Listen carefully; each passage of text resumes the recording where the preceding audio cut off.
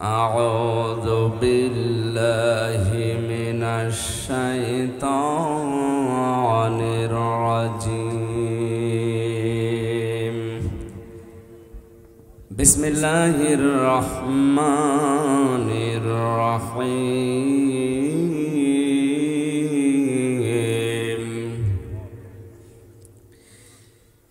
إنما وليكم الله ورسوله والذين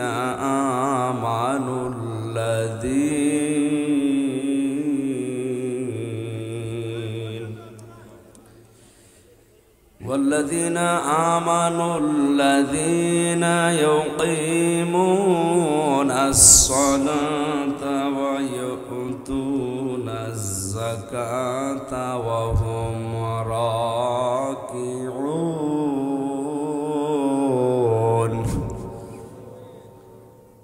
ومن يتولى الله ورسوله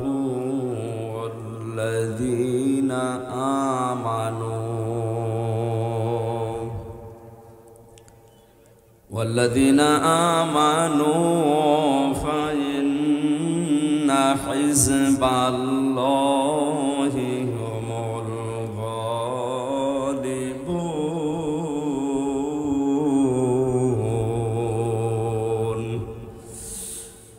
صدقت يا ربنا.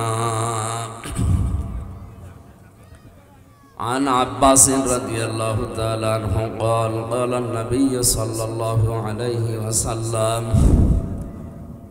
من ذاق طعم الإيمان من رضي بالله ربا وبإسلام دينا وبمحمد صلى الله عليه وسلم نبيا ورسولا. رواه مسلم. وقال تعالى في شان رسوله وما زادهم إلا إيمانا وتسليما. اللهم صل على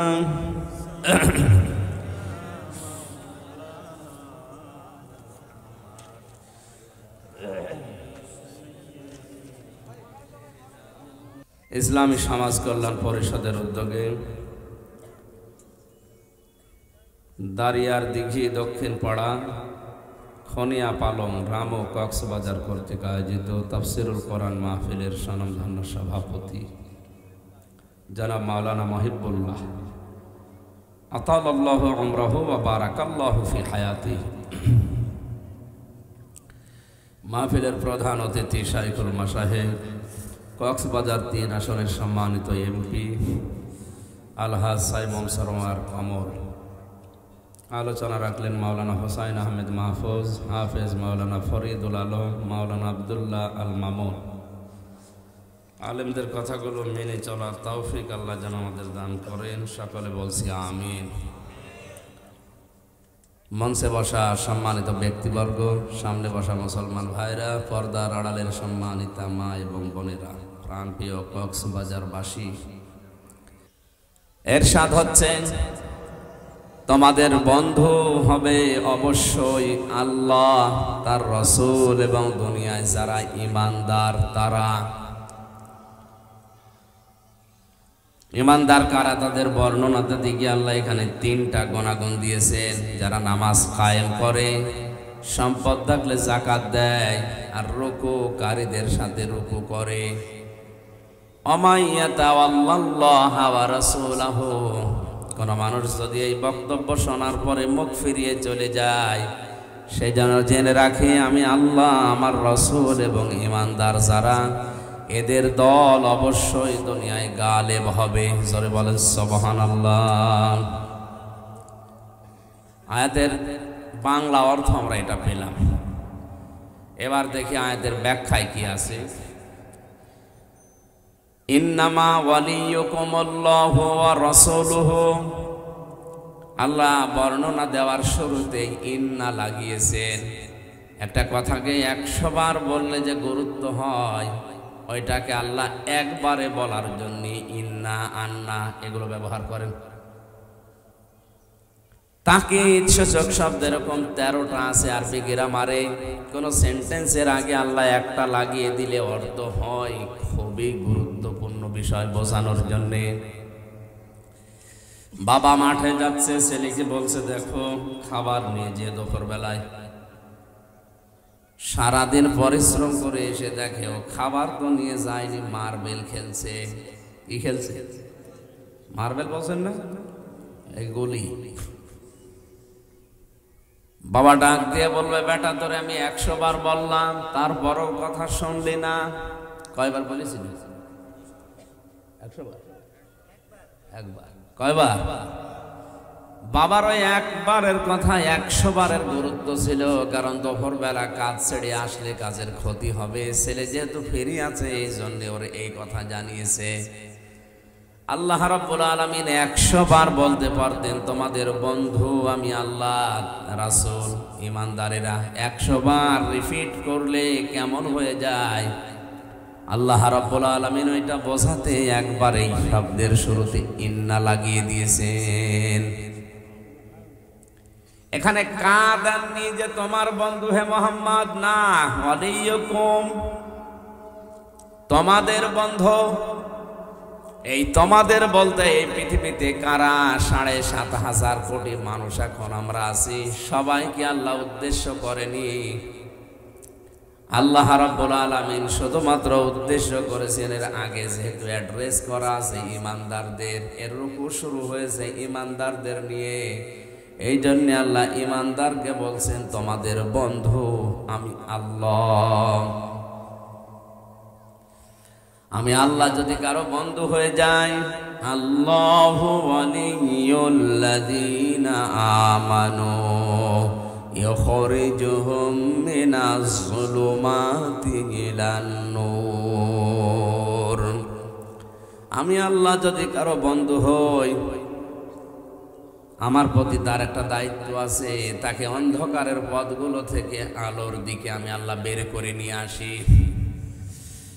রামবাসী কান খাড়া করে বিবেক দিয়ে ভাবেন, চিন্তা করেন। আল্লাহ পাক বলেন আমি আল্লাহ ঈমানদারদের বন্ধু, আর আমি যদি কারো বন্ধু হয়ে যাই আমার দায়িত্ব ঈমানদারের ওপরে অন্ধকারের পথ থেকে আলোর পথে বের করে নিয়ে আসা। এখানে ফাইল বা কর্তা যিনি কাজ করেন, এ করবেন তিনি কে? আল্লাহ নিজে করবেন। যত তাফসীর আছে পৃথিবীতে সব মুফাসসির এই জুলুমাতের ব্যাপারে একমত। দুনিয়ায় যত নিয়ম নীতি করা আছে, যত ধর্ম আছে, ইসলাম বাদ দিয়ে আল্লাহর কাছে সব অন্ধকার। এই জন্য কোনো মানুষকে যদি আল্লাহ বন্ধু হিসাবে গ্রহণ করে, এর বাস্তবতা দেখলে বুঝবেন লোকটাকে মানুষের তৈরি করা নিয়ম কানুন, আইন নীতি নিয়ে যারা রাজনীতি করে, সমাজনীতি করে, পরিবার নীতি চালায়, ওগুলো থেকে যখন ও বের হয়ে আল্লাহর নিয়ম নীতির দিকে ফিরে আসতেছে, বুঝবেন লোকটাকে আল্লাহ ভালোবাসা আরম্ভ করেছে।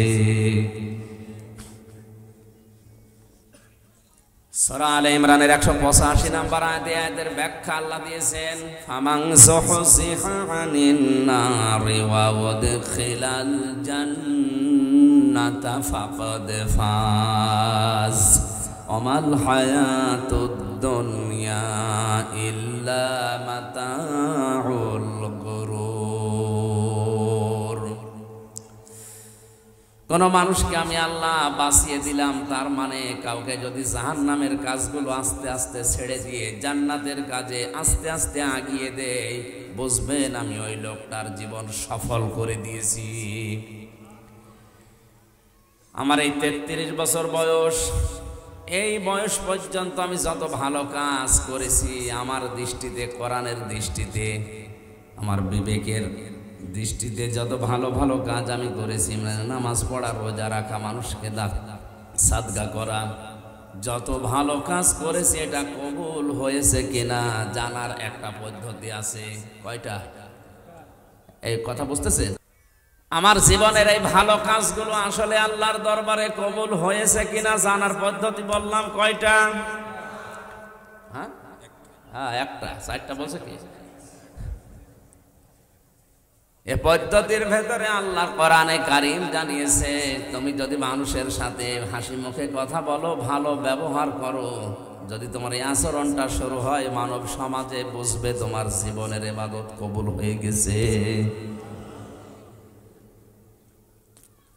আর যদি কর্কশ ভাষী হয়, মানুষের সাথে কথা বললে গরম দিয়ে কথা বলে, ওর আচরণ ভালো নাই, রূঢ় রুস্ক কর্কশ, বুঝতে হবে ওর জীবনের ওই ভালো কাজগুলো এখনো আল্লাহ পছন্দ করেনি। কথা যদিও আমি নরম ভাষায় বলেছি, এটা যে কত ওয়েটওয়ালা কথা, কত ওজনওয়ালা কথা, যাদের মাথায় মগজ আছে তারা টের পাচ্ছেন। আমার জীবনের ভালো কাজগুলো কবুল হয়েছে কিনা আল্লাহ নিজে জানিয়েছেন। যখন তোমার আচরণ মানুষের সাথে ভালো হবে, তুমি দেখবে যে ভালো হচ্ছে, বুঝবে আপনার জীবন আল্লাহর কাছে ভালো লেগেছে। মানুষের জীবনে সফলতা বেশি দিন বেঁচে আছে না, মানুষের জীবনের সফলতা বেশি দিন ক্ষমতায় আছে না। 4-5টা বিয়ে করেছে আমার কুষ্টিয়ার এক হারামজাদা, 7টা বিয়ে করে সংসার চালাচ্ছে। ওর যে মাজায় আল্লাহ কি জোর দিয়েছে আল্লাহ জানে, 7 বিয়ে করেছে। আমাদের একটাই টেকে না, আরো কয় বিয়ে করেছে? এটা জায়েজ না হারাম? একসাথে সর্বোচ্চ 4টা রাখা যায় না, আরো 7টা নিয়ে করছে। ও বলছে আমার মায়ের মান্যত ছিল, আমি 7টা বিয়ে করবো, আমি করেছি।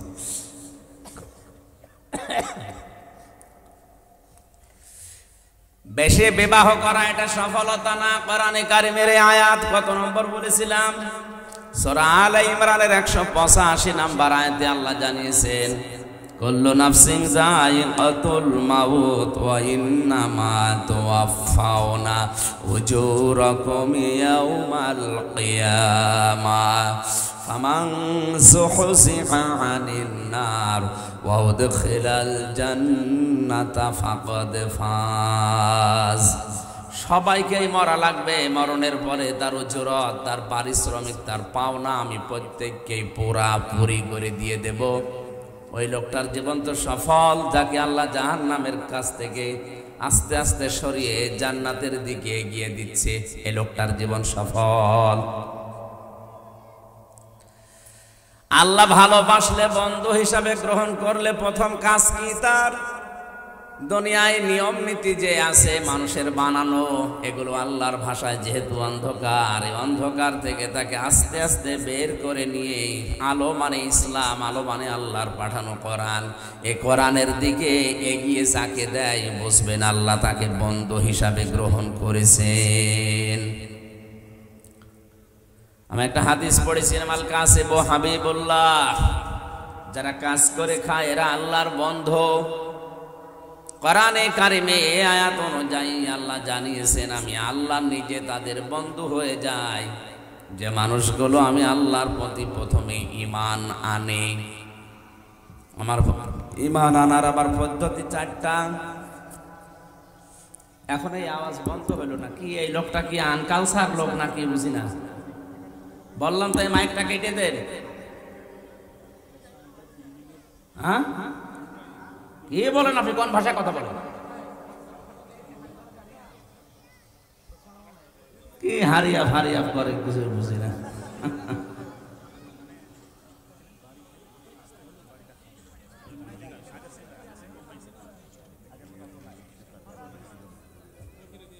মায়ানমারের পাশে তো, মায়ানমারের পাশে না এগুলো, এদের ভাষা কথা বোঝায়, আর একজন দোভাষী লাগবে।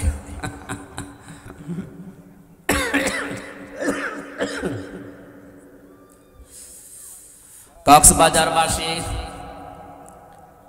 আল্লাহ পাক বলেন, আমি আল্লাহ তোমাদের বন্ধু। আল্লাহর সাথে বন্ধুত্ব করার প্রথম উপায়, আল্লাহ যে চিঠি পাঠিয়েছেন এই চিঠির সাথে 4টা আচরণ করা লাগবে দুনিয়ায়। আপনি এবার নিজের সাথে মিলাবেন আল্লাহ আপনাকে বন্ধু হিসাবে গ্রহণ করেছে কিনা। আমরা দেখি কারোর সাথে ফ্রেন্ড রিকোয়েস্ট পাঠালে আগে সে অ্যাকসেপ্ট করে কিনা, এরপরে আমরা মেসেজ লিখি, চিঠি পাঠাই, মাঝে মাঝে কল দিয়ে খোঁজ খবর নেই। আল্লাহ পাক বলেন আমি বন্ধুত্ব করতে চাই, নিজের থেকে চিঠি পাঠিয়েছি তোমাদের কাছে। এই চিঠির সাথে 4টা আচরণ দুনিয়ায় তোমাদের করা লাগবে। 1 নম্বরে এটা শুদ্ধ করে পড়া লাগবে। কি করে? তাফসিরুল কোরআন মাহফিল লিখেছেন, আমি তাফসির যদি একটা শব্দের আরম্ভ করি, আপনি কোরআনই পড়তে পারেন না, আপনি ছাতা বুঝবেন কি? আজকে থেকে এটা সিদ্ধান্ত নেওয়া লাগবে, মরণ যতদিন না আসে আমি লেগে থাকবো কোরআনে কারিম আমি শিখে মরব। দুনিয়ায় এমন কোন ধর্ম নেই যে ধর্মের ধর্মীয় গ্রন্থ পড়া বাধ্যতামূলক আমি পাইনি। শুধুমাত্র ইসলাম ধর্মে কেউ যদি গ্রহণ করে, প্রবেশ করে, তার ধর্মীয় গ্রন্থ পড়া ফরজ। কোরআন পড়া কি? বলেন বলেন। এখানে শরীফ সালালে দেখবেন 100 জনের প্রায় 95 জন পড়তে পারে না।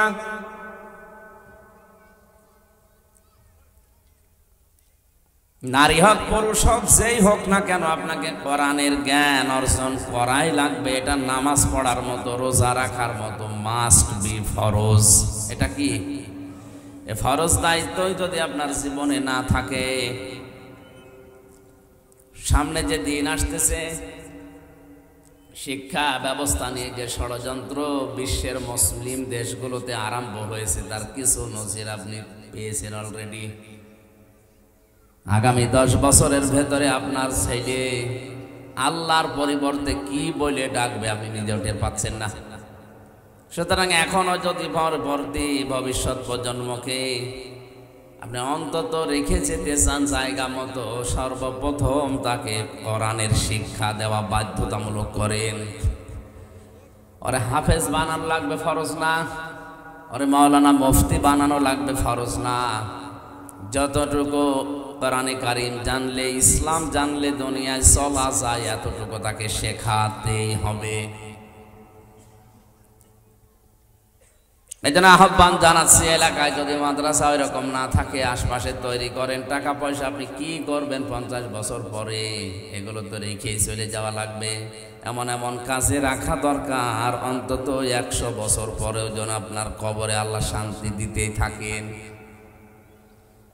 এই প্রজন্মগুলো, বিশেষ করে আপনার সন্তান, আপনার নাতি, নবীজি বলেছেন 3টা জিনিস কখনো বন্ধ হয়ে যায় না, সাদগায়ে জারি হিসাবে জারি থাকে। তার একটা হচ্ছে নেককার সন্তান, নেককার নাতি। যারা মারা যাবার পরে এরা যখন কোরআন পড়বে, দোয়া করবে, বুঝবে, ভালো ভালো কাজের আঞ্জাম দেবে, আপনি কবরে বসে সওয়াবগুলো পাবেন। এই জন্য আমাদের নিজেদেরকেও বাঁচাতে হলে অন্তত সন্তানগুলোকে কোরআন পড়ানো শেখানো উচিত। এরা যদি 1 থেকে 5 পর্যন্ত অন্তত ওই সমস্ত জায়গায় না দিয়ে কোরআন যেখানে পড়ানো হয়, বোঝানো হয়, এরকম কিছু তৈরি করে দেন। ভেদটা যদি মজবুত হয়ে যায়, ও 6, 7, 8, 9, 10 পর্যন্ত যাই পড়ে পড়ুক, ওরে আপনি টলাতে পারবেন না। রাম বাম নাস্তিকরা যে উদ্দেশ্য নিয়ে যে গভীর ষড়যন্ত্র এটা আরম্ভ করেছে, ওদের উদ্দেশ্য সফল হবে না। আমি জানি এখানে যারা আছে এই কথার ওজন আপনি টের পাননি। এটা যেহেতু ভিডিও হচ্ছে, রেকর্ড হয়ে চলে যাবে, কালকেই যাবে নাস্তিকের কানে। যারা এই গোপন ষড়যন্ত্রে মেতেছে, ওদের টনক নড়ে যাবে কালকে। ওরা কালকেই দেখবেন উল্টা পাল্টা বিষয় দিয়ে শুরু করবে বিভিন্ন জায়গায়। আমি শুধু আপনার উদ্দেশ্য করে এখানে বলি না, এটা মিডিয়া আছে এই কারণে বললাম। ওরা যেমন ষড়যন্ত্র করছে, আমরা উচিত জবাব দেব। আমাদের ছেলে মেয়ে যাদের 96% মুসলমান এই দেশে, আমরা 4% অন্যান্য জাতি আছে, ওরা কিছু করতে পারবে না। অন্তত আমরা আল্লাহ রসুলকে যারা বিশ্বাস করেছি, বন্ধু হিসাবে পেতে চাই, পরবর্তী প্রজন্মগুলোকে যেন কোরআনে কারিমটা ওদের হাতে রেখে যেতে পারি, ওই ব্যবস্থা করা দরকার। দ্বিতীয় নম্বরে, আল্লাহর বন্ধু যদি কেউ দাবি করে, আল্লাহ যে চিঠি পাঠিয়েছেন, আমি শর্ত বলেছিলাম কয়টা? বলেন বলেন। আল্লাযীনা আতাইনাহুমুল কিতাবা ইয়াতলুনাহু হাক্কা তিলাওয়াতি উলাইকা ইউমিনুনা বিহি ওয়া মান ইয়াকফুর বিহি ফাউলাইকা হুমুল খাসিরুন। সূরা বানী ইসরাঈলের 121 নম্বর আয়াতে আছে, আমি আল্লাহ যাদের কিতাব দিয়েছি তারা এর হক আদায় করে তেলাওয়াত করে। কি করে? তেলাওয়াত মানে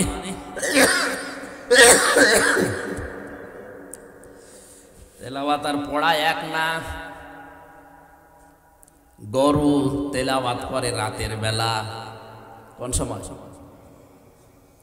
আমার ভাষা বোঝা যাচ্ছে না মনে হয়। গরু তেলাওয়াত করে কোন সময়? কি কখন পড়ে? ও তো দেখি না। এই যে জাগর কাটে বলে না, সারাদিন বিভিন্ন লতা পাতা ঘাস এগুলো খাবার পর রাতের বেলা বসে বসে দাঁড়িয়ে দাঁড়িয়ে কি কাটে? জাগর কাটাকে আরবিতে তেলাওয়াত বলা হয়। আপনি দুনিয়াতে দিনের বেলায় রাতের বেলায় যাই করবেন না কেন, ওইটাকে বারবার রিপিট করে বাস্তব প্রেক্ষাপটে ওটা মিলাতে চেষ্টা করেন, বারবার ওটা রিপিট করেন, ওই জাগর কাটার মতো শুরু করেন, ওইটা তেলাওয়াত হবে। আল্লাহ বলেন এই তেলাওয়াতকে যদি কেউ হক আদায় করে তারাই শুধু আমি আল্লাহর কোরআনে বিশ্বাস করে। তাহলে তেলাওয়াত যারা হক আদায় করে না, ওরা আর যাই করুক না কেন কোরআন বিশ্বাস বলে না কেন? না।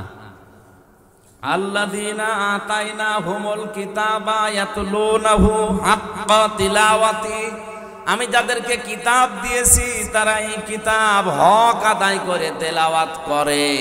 উলাইকা ইউমিনুনা বি, এই মানুষগুলোই আমার এই কোরআনে বিশ্বাস করে। ৯৬% মুসলমান এই দেশে আমরা হাত তুলতে বললে সবাই বলে কোরআনে বিশ্বাস করি না। আপনি মুখে বললে হবে না, এটা বলা লাগবে কার? বলেন বলেন।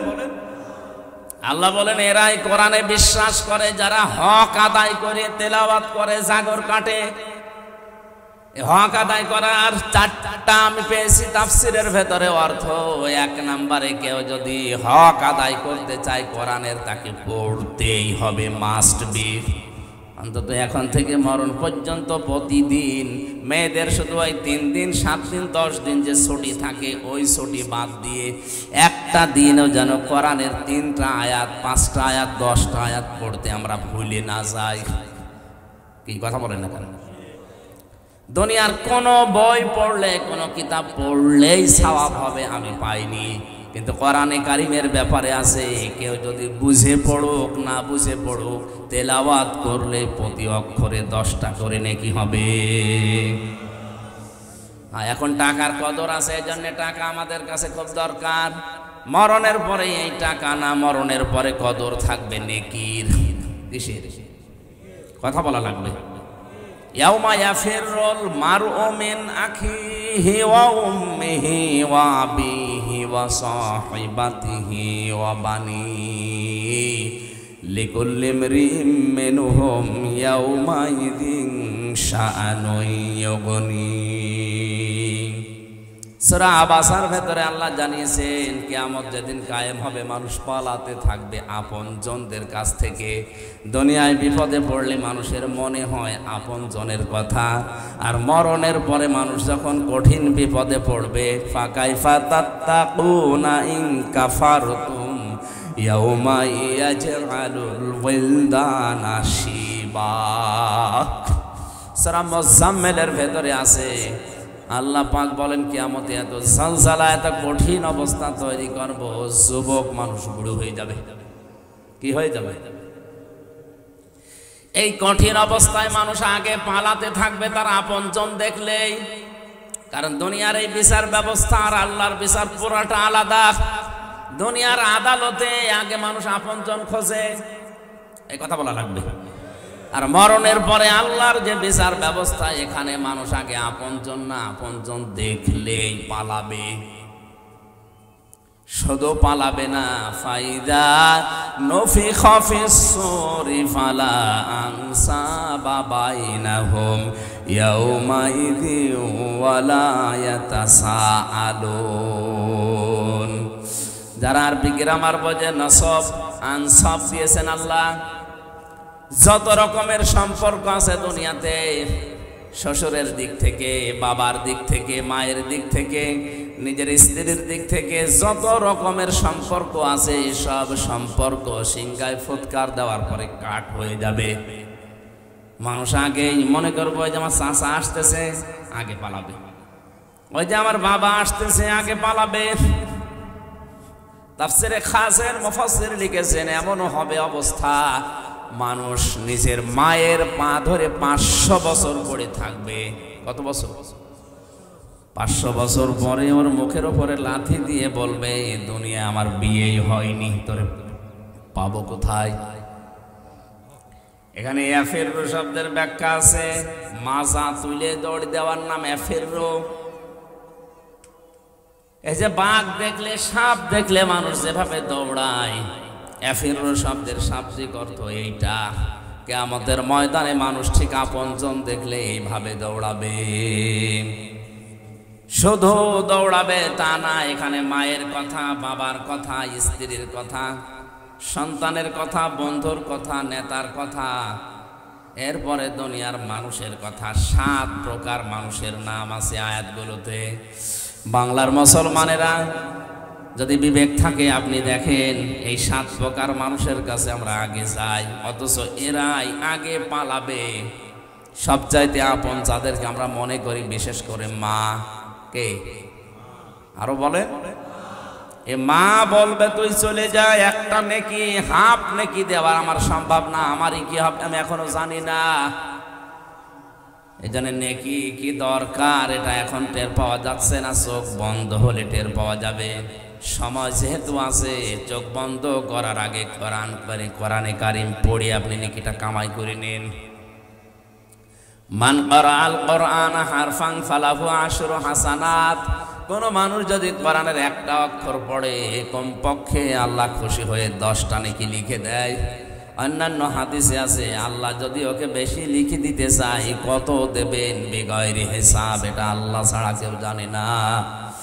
দুনিয়ায় রামায়ণ পড়লে, কোন হাদিসের বই পড়লে, সাধারণ জেনারেল কোন বই পড়লে এই সওয়াব হবে 10টা করে। আমি অন্তত পাইনি, আর এটা নেইও। এই একটাই মাত্র কিতাব আল্লাহ কোরআনে কারিম দুনিয়ায় দিয়েছেন, পড়লে সওয়াব হয়। বুঝে পড়েন আর না বুঝে পড়েন। ইমাম মালিক রহমতুল্লাহ আলাইহি আল্লাহকে 100 বার স্বপ্ন দেখেছিলেন। কতবার? 100 বার উনি রিপিট করেছেন, আল্লাহ তোমার কাছে সব চাইতে বেশি ভালো কাজ কোনটা? আল্লাহ 100 বারই জবাব দিয়েছে, ইমাম মালিক রে আমার কাছে সব চাইতে বেশি ভালো লাগে মানুষ যখন কোরআন পড়ে। দুনিয়ায় এমন কোন দিকে আমি এত বেশি নজর দিয়ে থাকি না যত বেশি নজর দিয়ে থাকি মানুষ যখন কোরআন পড়ে ওই অবস্থায়। এই জন্য হক আদায় করে যদি আমরা পড়তে চাই, 1 নম্বরে শুদ্ধ তেলাওয়াত করা লাগবে। 2 নম্বরে শুধু পড়লেই হবে না, এটা বুঝতে হবে। এটা কি করা লাগবে? বোঝার মতো মানুষের সংখ্যা এখন নেই। 100 জনের 95 জন তো পড়তে পারে না, আর বাকি আছে 5 জনে, 5 জনের 4 জন আছে পড়ে বোঝে না। 1% বোঝে পড়ে, তাও সঠিকভাবে গবেষণার নিয়তে পড়ে না। অথচ কোরআন শুধু পড়ার জন্য আল্লাহ বলেননি আফালা ইয়াতাদাব্বারুনাল কুরআনা আম আলা কুলুবিন আকফালুহা। সূরা মুহাম্মাদের 47 নম্বর আয়াতে আল্লাহ বলে জানিয়েছেন, কি হয়েছে তোমাদের? কোরআন নিয়ে কেন চিন্তা ভাবনা করো না? কোরআনের কাছে কেন এসে গবেষণার দৃষ্টিতে বসো না? তোমাদের অন্তরে কি তালাবদ্ধ করা? ও বাংলার মুসলমানেরা, ওদের তো আহ্বান জানাচ্ছি, মাহফিলটা প্রতিদিন হবে না। আজকে যেহেতু 1 বছর পরে হচ্ছে, হাতে পায়ে ধরে হলেও বলছি, আপনি যে অবস্থায় পারেন না কেন কোরআন পড়া শেখেন, কোরআন বোঝা শেখেন। আজকে থেকে সিদ্ধান্ত নিয়ে বাড়ি যাওয়া লাগবে। মরণের আগে হলেও একবার পড়া কোরআন আমার মাতৃভাষায় আমি অর্থটা শেষ করব। জেলখানায় থাকা অবস্থায় অনেকগুলো মানুষকে পরামর্শ দিয়ে পড়িয়েও ফেলেছিলাম।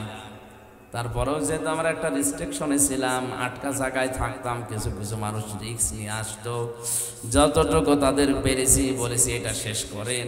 পড়া কোরআনটা মাতৃভাষায় একবার অর্থও পড়েন, ব্যাখ্যা যদি নাও সময় পান, প্রতিদিন 3-4 আয়াতের অর্থ পড়লে দেখা যাচ্ছে বছরে আপনার শেষ হয়ে যাবে। তাহলে এই দেশে আপনাকে কে আবার ধোঁকা দিয়ে বোকা বানিয়ে শিরিক বেদাত করাতে পারবে না। কারণ আল্লাহর গ্যারান্টি আমি আল্লাহ। যাদেরকে চিঠি দিয়েছে চিঠি যদিও পড়ে আর বসে, বন্ধু হবে কে? শর্ত 2টা বললাম, এখনো আছে কয়টা? শুদ্ধ করে পড়া, বুঝতে হবে এটা। এখন যদি বলেন এত কঠিন বিষয়, লক্ষ লক্ষ শব্দ আমি মুখস্থ করবো এই বুড়ো বয়সে, না, খুব বেশি হলো 250 শব্দের অর্থ যদি আপনার আয়ত্তে থাকে, পড়া কোরআন শরীফ আপনি দেখলে বুঝবেন যে আল্লাহর বক্তব্য এইটা। প্রতিদিন 3-4টা শব্দ করে মুখস্থ করেন।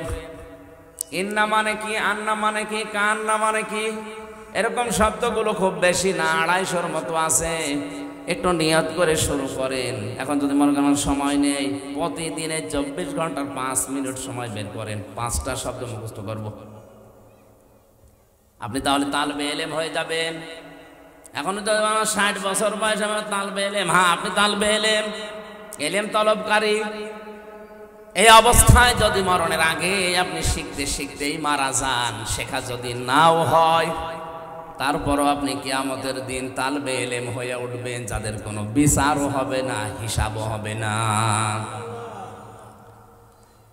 তালেবে এলেমের মর্যাদা আল্লাহর নবী এত বেশি দিয়েছেন, কোন রাস্তা যেয়ে যদি তালেবে এলেম হেঁটে যায়, ওই রাস্তার পাশে ফেরেশতারা নিজেদের পর বিছিয়ে দেয়। এখন এই 60 বছরের লোক যদি বলে আমি বুড়ো মানুষ, আমার পায়ের নিচে বিছিয়ে দেবে, হ্যাঁ আপনি বুড়ো, তাই কি আপনি তালেবে এলেম? তালেবে এলেম নাই? নবীজি কিন্তু 5 বছর, 7 বছর, 10 বছরের ছেলে মেয়েরাই শুধু তালেবে এলেম তা বলেন নাই। তালাবুল ইলমি ফারিদাতুন আলা কুল্লি মুসলিমিন ওয়া মুসলিমাতিন। ছেলে হোক মেয়ে হোক, দ্বীনের ইলম তলব করা এটা নফল কাজ না, এটা ফরজ। এটা কি একেবারে সহজ জিনিস, খুব বেশি কঠিন হলে আল্লাহ বারবার এই কথা কোরআনে বলতেন না। ওয়ালাকাদ ইয়াসসারনাল কুরআনা লিযিকরি ফাহাল মিন মুদ্দাকির। এই কোরআন আমি সহজ করে দিয়েছি, এখান থেকে উপদেশ নেওয়ার মতো কেউ আছো কি? তাহলে যারা এই কক্সবাজার জেলাতে আসবে, আপনাকে অন্তত ধোঁকা দিয়ে একটা জিনিস বুঝিয়ে দিয়ে চলে যেতে পারবে না। আজকে থেকে আগামী বছরের এই দিন পর্যন্ত পড়া কোরআনটা মাতৃভাষায় 2-4 আয়াত করে পড়ে পড়ে, বাংলা পড়ে পড়ে আপনি শেষ করে ফেলবেন। আমি কয়েকবার মাত্র শেষ করেছি বাংলাটা। এখন আমার কাছে পুরা কোরআন শরীফের সব আয়াতই এক মনে হয়। তা আপনি যদি একবারও পড়েন, অন্তত এক মনে না হলেও বেশি তফাৎ হবে না। বন্ধ হওয়ার 2 নম্বরের শর্ত তাহলে বুঝতে হবে আপনাকে। 3 নম্বরের শর্ত দিয়েছে, এটা শুধু বুঝলে হবে না, যতটুকু বুঝবেন অতটুকু আপনার ওই জীবনে আমল করা, কাজ করে দেখাতে হবে। শুধু কাজ করে দেখালেই হবে না, 4 নম্বরে যেটা জানলেন ওটা পৌঁছিয়ে দেওয়ার দায়িত্ব নেওয়া লাগবে। শর্ত কয়টা? খুব ভালো করে খেয়াল করেন। 1 নম্বরে পড়তে হবে, তাও যেমন তেমন পড়া না, কি করে? শুদ্ধ করে। বলেন, আরবি শুদ্ধ করে পড়ার খুব বেশি হলো 12 থেকে 13টা নিয়ম আছে। আর বাকি যেগুলো কারিয়ানা পড়তে হয় প্রায় 120-22টার উপরে, পড়াটা আপনার দরকার নেই, ওগুলো ওদের দরকার। আপনি যদি একেবারেই না পারেন, অন্তত 12-13টা কায়দা। কখনো গণনা হবে, কখন অক্ষর ছেড়ে যাবে, কখনো 1 আলিফ টান হবে, 3 আলিফ 4 আলিফ, সব মিলে 12টা।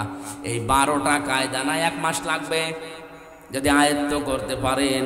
আর যদি মিলিয়ে মিলিয়ে ওখানে সেট করেন, আপনার কোরআন শরীফ শুদ্ধ হয়ে যাবে। 2 নম্বর, আপনাকে এবার বোঝার চেষ্টা চালাতে হবে। 3 নম্বরে বুঝবেন শুধু না, যে আয়াত পড়লেন ওই আয়াতটা জীবনে আমার মেলে কিনা দেখতে হবে। আমি কোরআনে পড়েছি যে সুদ খাওয়া যাবে না, ঘুষ খাওয়া যাবে না, যৌতুক নেওয়া যাবে না, এইটা আমার জীবনে জীবন চলে গেলেও আমি মিলাবো। শুধু মেলাবো এতটুকু না, আরো মানুষ যেন মানতে পারে সেই ব্যবস্থা আমি করে দেব। এই 1 নম্বরে পড়া, 2 নম্বরে বোঝা, 3 নম্বরে আমল করা পর্যন্ত অসুবিধা নেই। কিন্তু আমরা যখনই বলি আমি যা পড়ি, আমি যা বুঝি, আমি যা মানি, এটা আমি পৃথিবীর মানুষকেও মানাবো, তখনই আমাদের বিরুদ্ধে ষড়যন্ত্র শুরু হয়।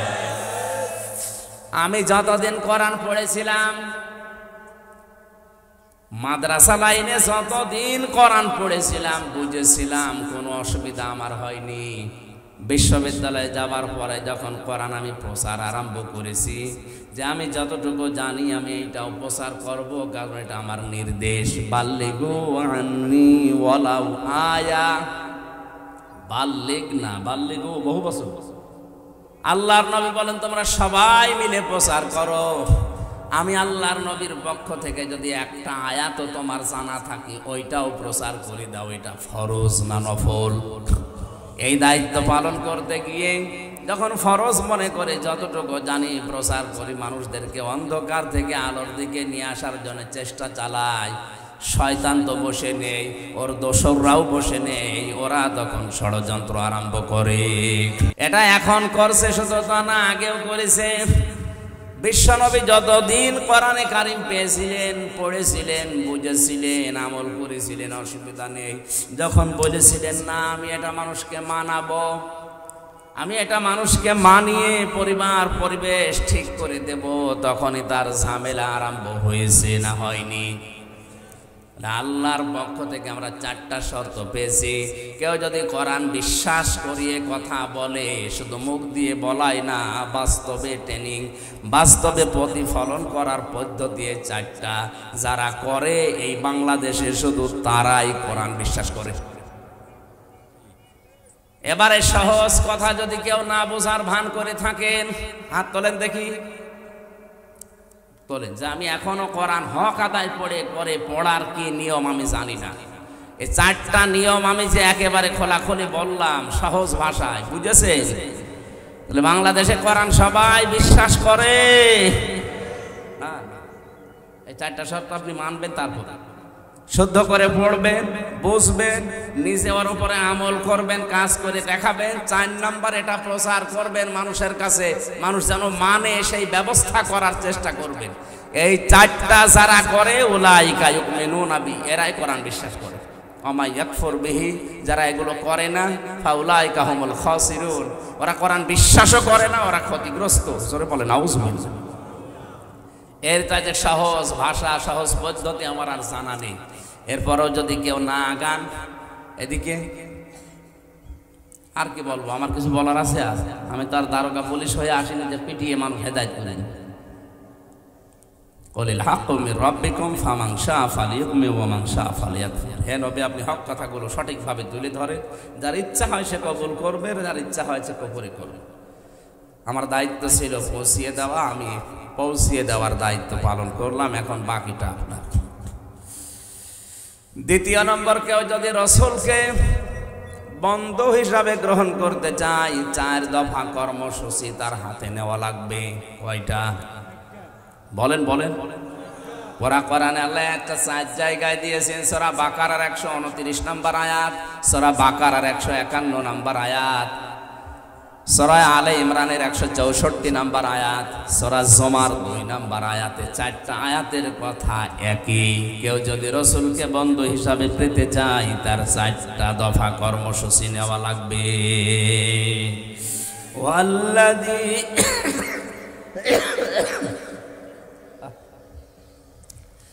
জিকির করে সুবহানাল্লাহ। এই জন্যই তো ডবল নিতে মানা করে, শরীর পারে না জোর করে। পানি দিয়ে যেন ভেতরের অবস্থা ভালো না, পানিতে কি এত জোর দিয়ে সাপোর্ট দিয়ে হয় না, এত ঠেলা লাগিয়ে হয়। বললাম যে মাহফিলগুলো নিয়ে না, আরো কিছুদিন একটু রেস্টে থাকে। এরা জোর করে নিয়ে এসে তুলে দেয়, পারুক না পারে না পারে, দেখেন গলা বসে যাবে। জিকির করেন সুবহানাল্লাহ।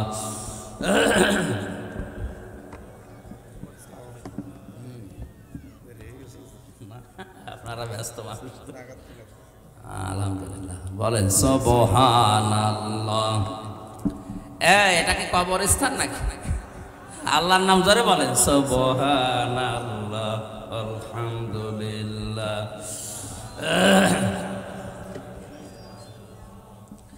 সুবহানাল্লাহ, আলহামদুলিল্লাহ, লা ইলাহা ইল্লাল্লাহ, সুবহানাল্লাহ ওয়ালহামদুলিল্লাহ লা ইলাহা ইল্লাল্লাহ লা ইলাহা ইল্লাল্লাহ মুহাম্মাদুর রাসূলুল্লাহ। এই কালিমাটা অন্তত যখন পড়বেন, পড়াটা পড়ে একবার দরুদ শরীফ পড়েন। জীবনে কিচ্ছু যদি দুনিয়ায় মানুষ না করে, এই কালেমা যদি একবার মন থেকে বিশ্বাসের সাথে বলে, ও একদিন না একদিন জান্নাতে যাবেই। অন্তত আমাদের এই পুঁজিটা তো আছে। হ্যাঁ, আমল হয়তো কম বেশি আমাদের আছে অনেকে। এই কালেমাটা পড়ার সময় মহব্বত নিয়ে বিশ্বাসের সাথে একবার বলবেন, লা ইলাহা ইল্লাল্লাহ। আল্লাহ ছাড়া ইবাদত পাওয়ার মতো যোগ্যতা দুনিয়ায় কারো নেই। হিন্দুরা 12 মাসে 13 পূজা করে, 33 কোটি ওদের দেবতা, আর আমাদের কয়জন? বলেন বলেন। আপনার নামাজ, রোজা, নফল, দান, সাদকা, ভালো ব্যবহার এটা কম থাকতে পারে, কিন্তু এই বিশ্বাসটা নিয়ে যদি কেউ একবার উচ্চারণ করে মরে যেতে পারে, আর এটা যদি শেষ কথা হয় তো সোনায় সোহাগা। মরণের আগে যদি কেউ মুখ ফুটিয়ে কথা বলতে পারে, ওর জীবনের 80 বছরের যত রকমের গোনা ছিল সব আল্লাহ মাফ করে দেবে, শুধু হক করে এবাদটা বাদ দিয়ে। যদি মানুষের হক নষ্ট করে থাকে, ওইটা আপনাকে আগে ফেরত দেওয়া লাগবে, তাছাড়া ওইটা মাফ হবে না। এই জন্য আমরা কালেমা পড়ার সময় অন্তত বিশ্বাস নিয়ে এই নিয়তে পড়বো যে আল্লাহ ইবাদত পাওয়ার যোগ্যতা তোমার ছাড়া আর কারো নেই দুনিয়ায়। সারা দুনিয়া যদি একদিকে যায়, আমি আসি একদিকে, যে আমি ইবাদত পাওয়ার যোগ্যতা শুধু তোমারই দিয়েছি, মুহাম্মাদুর রাসূলুল্লাহ। আমার আদর্শকে মুহাম্মদ সাল্লাল্লাহু আলাইহি সাল্লাম। 4টা কর্মসূচি ছিল দুনিয়ায় তার বাবা হযরতে ইব্রাহিম আলাইহিস সালাম, ইসমাইল আলাইহিস সালাম যখন কাবা শরীফ নির্মাণ করছিলেন, ওই সময় আল্লাহর কাছে একটা দোয়া করেছিলেন, রব্বানা ওয়াবআস ফীহিম রাসূলাম মিনহুম ইয়াতলু আলাইহিম আয়াতিকা ওয়া ইউআল্লিমুহুমুল কিতাবা ওয়াল হিকমাতা ওয়া ইউযাক্কিহিম ইন্নাকা আনতাল আজিজুল হাকীম। হযরত ইব্রাহিম কাবা শরীফের একটা একটা করে পাথর লাগাচ্ছিলেন, ইসমাইল পাথরগুলো তুলে দিচ্ছিলেন। এমন সময় তিনি দোয়া করলেন ওই মাকামে ইব্রাহিমের উপরে দাঁড়িয়ে, যে ইব্রাহিম আলাইহিস সালাম যে পাথরটায় উঠছিলেন, পাথরটা লিফটের মতো, উঠলেই পাথর উপরে চলে যায়, উনি পাথরটা লাগিয়ে আবার যখন নিচে নামার মনে করেন পাথরে দাঁড়ান, পাথর এমনিতেই নিচে নেমে যায়। লিফটে হয়তো মেশিন লাগানো ছিল, আর ওখানে ছিল আল্লাহর একটা কুদরতি মেশিন। জোরে বলেন আল্লাহু আকবার। এই যে উঠতেছিলেন, পাথর লাগাচ্ছিলেন, নামছিলেন, এই অবস্থায় একটা দোয়া করেছিলেন, সে দোয়াটা আল্লাহ কোরআনে তুলে দিয়েছেন। তিনি বললেন, রব্বানা, হে আমাদের মালিক, হে আমাদের রব, ওয়াবাস, তুমি পাঠাও, ফীহিম রাসূলাম মিনহুম ইয়াতলু আলাইহিম আয়াতিকা, তুমি আমার এই বংশে আমাদের ভেতরে এমন একজন রাসূল প্রেরণ করো যে তোমার আয়াত তেলাওয়াত করে মানুষকে শোনাবে। তাহলে রাসূলকে বন্ধু হিসাবে পাওয়ার জন্য আল্লাহ যে 4 দফা কর্মসূচি দিয়েছেন, 1 নম্বরে আমি যদি রাসূলকে বন্ধু হিসাবে পেতে চাই, কোরআনে কারীম তেলাওয়াত করে মানুষকে শোনানো লাগবে। এটা আমার দায়িত্ব। এটা কি? এই দায়িত্ব হয়তো কুষ্টিয়া থেকে পর্যন্ত এসে আমার পালন করা সম্ভব না, কারণ এখানে আমি চিনি না, জানি না। যারা এই ব্যবস্থাটা করে দিল কোরআন বোঝানোর, কোরআন প্রচার করার, আল্লাহ তাদেরকে এই আয়াতে শামিল করুন। জোরে বলেন আমিন। রাসূলকে বন্ধু হিসাবে পাওয়ার 2 নম্বর পদ্ধতি হচ্ছে আল্লিমুহুমুল কিতাব, কিতাবের শিক্ষা ব্যবস্থা জারি করা। আমাদের সিলেবাসে কোরআনে কারীম 100 মার্ক থাকবে। এটা যদি মুসলিম দেশে থাকতো, ও যদি ম্যাজিস্ট্রেট হয়, ডিসি হয়, টিওনো হয়, বড় বড় জায়গায় যায়, পিটিয়েও তাকে ঘোষ খাওয়ানো যাবে না। ঝিনাইদার এক টিওনোর বাড়িতে একবার উপস্থিত হয়ে দেখি ওনার আমার চা দিল, সে 20 সালে চা দিয়েছে, কিন্তু নিচে কোনো পিরিচ নেই। আমি হেসে ফেলেছি। আমার হাসি দেখে এই জ্ঞানী মানুষটা বুঝে ফেলেছে, বলছো হুজুর আপনি কেন হাসেন, আমি বুঝেছি। চা দিয়েছি শুধু কাপে, কাপের নিচে পিরিচ নেই। সকালবেলা আমার ওই ছোট বাচ্চাটা পিরিচটা ভেঙে ফেলেছে। পিরিচ যে কিনবো সে টাকা আমার হাতে এখন আর নেই, অথচ আজ গতকালকে আমি একটা সই করলে 10 লাখ টাকা পেয়ে যেতাম।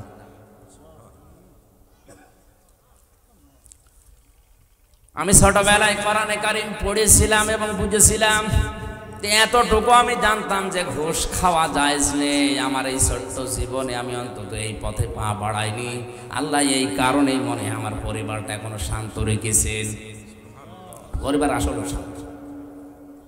যারা অবৈধভাবে ইনকাম বন্ধ করে দেয়, আল্লাহর দিকে তাকিয়ে কষ্ট তাদের হবে, কিন্তু অজানা একটা শান্তি আল্লাহ তাদের মনের ভেতরে পরিবারে তৈরি করে দেবে। কারণ আমরা জানি শান্তি এটা আল্লাহর নাম। সালাম কার নাম? আপনি টাকার উপরে শুয়ে থাকলেও শান্তি পাবেন না, অথচ দেখা যাচ্ছে অনেক মানুষ গাছতলায় বসে শুয়ে এমন ঘুমাচ্ছে, সিটাক্সিন খেয়ে কষিয়াম খেয়ে ওই ঘুম আসে না। শান্তি দেওয়ার একচ্ছত্র মালিকানা আল্লাহর। তার বিধানের বাইরে গেলে আল্লাহ শান্তি নষ্ট করে দেয়। চর্মচোখে হয়তো দেখা যায় খুব আরামে আছে, লোকটা 5 গাড়ি নিয়ে আসতেছে, কিন্তু ওর ভেতরও বিষ। আপনার চাইতে আমি কম দামি গাড়িতে উঠি নাই। আকিস গ্রুপ আমার যে গাড়ি দিয়েছিল, কত দামি গাড়ি আপনারা দেখেছেন। বাস্তবতা কোরআনে কারিমের বাইরে আপনি, আমি এবং আপনাদেরকে আহ্বান জানাচ্ছি, যাওয়া যাবে না। যত কঠিন পরিস্থিতি আসুক না কেন, শয়তান যত ধোকায় ফেলুক না কেন, না। কারণ এখনই চোখ বন্ধ করে দিলে অবৈধগুলো আমার কবরের শাস্তির কারণ হয়ে দাঁড়াবে। এই জন্য প্রথমে তো ওই গজলটা 2 লাইন বললাম, কবরে কি করে রবে একা একা, অন্ধকারে বাতি নাই, বদ্ধ ঘরে সাথী নাই, তোমার প্রিয়াও দেবে না তোমার দেখা, কবরে কি করে রবে একা একা। এক মুহূর্ত যে সন্তানে না দেখলে ঝড় ওঠে প্রাণে, তাদের ছেড়ে গোরস্থানে থাকবে যে একা। তারা বছরে 2-1 বার পাশে যাবে জিয়ারতের আসে, 1000 বছর কোটি বছর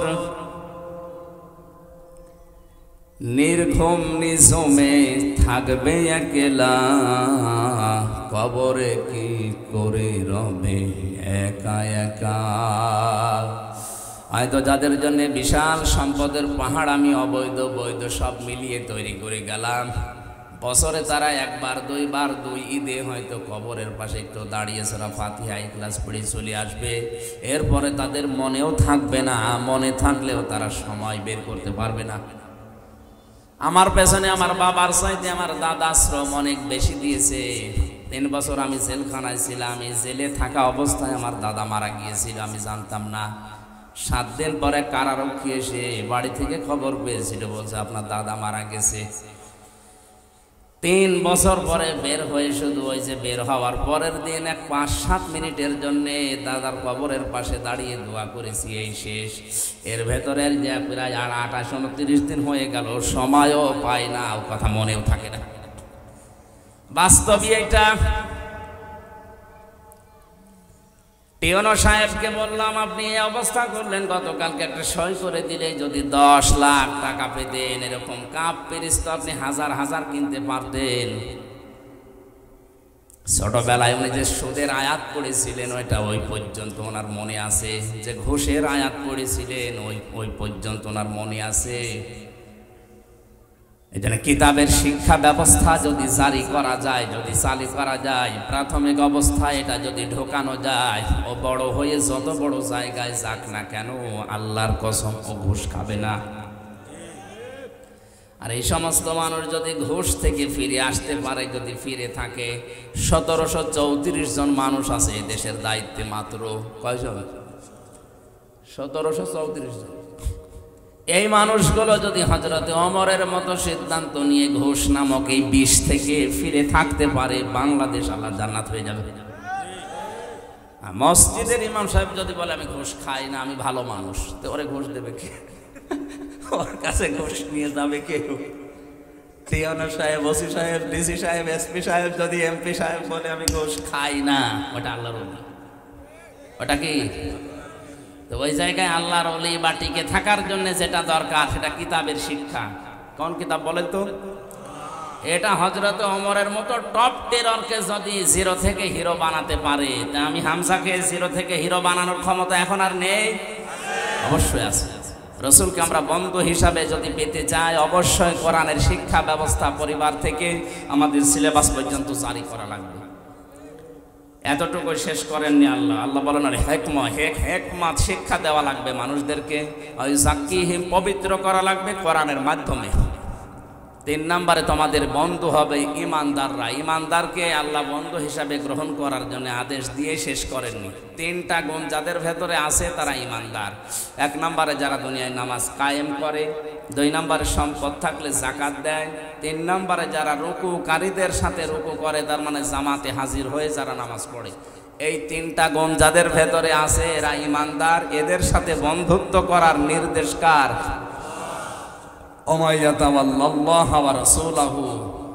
এরপরেও যদি কেউ মুখ ফিরিয়ে চলে যায়, শুনে রাখো ফাইন্না হিজবাল্লাহি হুমুল গালিবুন, আল্লাহর দলে যারা থাকবে এরাই চূড়ান্ত বিজয়ী হবে।